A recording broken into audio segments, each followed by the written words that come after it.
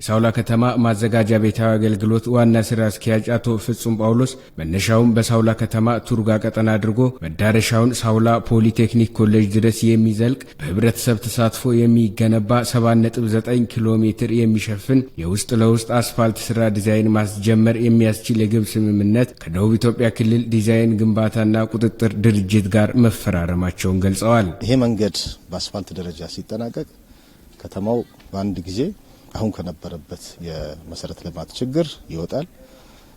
በዛው ይሄን ሩት ተከትሎ ይሄን የመንገድ አክሰስ ተከትሎ ደግሞ የከተማው አካባቢዎች ይነጋጋሉ። ከደቡብ ዲዛይን ጋር የተፈራረመው የዲዛይን ስራ አልቆ መንገዱ እውን በሚደረግበት ወይም እውን በሚሆንበት ጊዜ ከፍተኛ ለውጥ እዚህ ከተማ ላይ ይመጣልና በደቡብ ኢትዮጵያ ክልል ዲዛይን ግንባታና ቁጥጥር ድርጅት መንገድና ህንፃ ዳይሬክተሬት ኢንጂነር ጌታቸው ተረፈ ድርጅቱ በክልሉ በተለያዩ ዞኖች የመንገድ ዲዛይን የሚሰራ መሆኑን ገልጸው በዛሬው ዕለትም አስፈላጊውን የግብ ስምምነት በመፈጸም ጊዜ፣ ጥራት፣ ወጪንና ምቾትን ታሳቢ ያደረገ ዲዛይን ለመስራት የግብ ስምምነት መደረጉን ተናግረዋል። ተገቢውን ለመንገድ ጥናት ዲዛይን እና ለግንባታ ምቹ ሊሆን በሚያስችል መልኩ ጥራቱን በጠበቀ ተመጣጣኝ በሆነ ዋጋ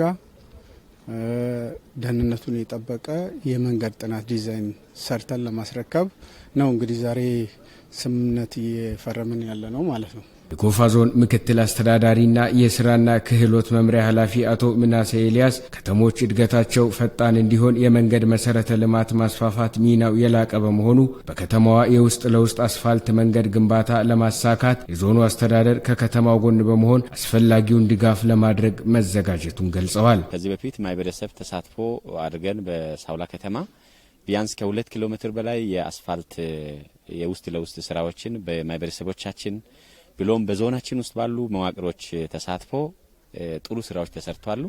ይሄን መነሻ አድርገን አሁን በያዝነው አመት በሳውላ ከተማ አስተዳደር እንዲሁም በዞኑ ድጋፍና በሁሉም መዋቅር ድጋፍ የሚሰራ የውስጥ ለውስጥ አስፋልት በዚህ ከ7.9 ኪሎ ሜትር በላይ አሁን ዛሬ የምናስጀምረው የዲዛይን ስራ እያስጀመርን ነው የምንገኘው። የዞኑ አስተዳደር ከምንም ጊዜ በላይ ይሄን ቅድሚያ አድርጎ እንደሚሰራ ለማሳወቅ ያነጋገርናቸው የከተማ ነዋሪዎች በበኩላቸው የመንገድ መሰረተ ልማት ችግሮች ከዚህ ቀደም በከተማይቱ ጎልቶ እንደሚታይ ተናግረው ለአስፋልት ስራው አስፈላጊውን ድጋፍ እንደሚያደርጉ ተናግረዋል። በጣም ደስ የሚል ማለት ለከተማችንም ውበት ይሰጣል።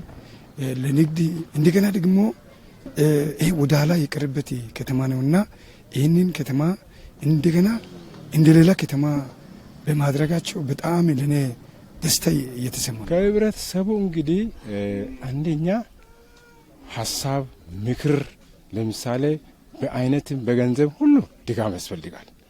በቃ ሁሉም ሰው እጅ መዘርጋት ምክንያቱም መንገድ ነውና መንገድ ከወጣ አስፋልት ከመጣ መሰረተ ተከታይ መሰረተ ልማቶች በዛ መንገድ ነው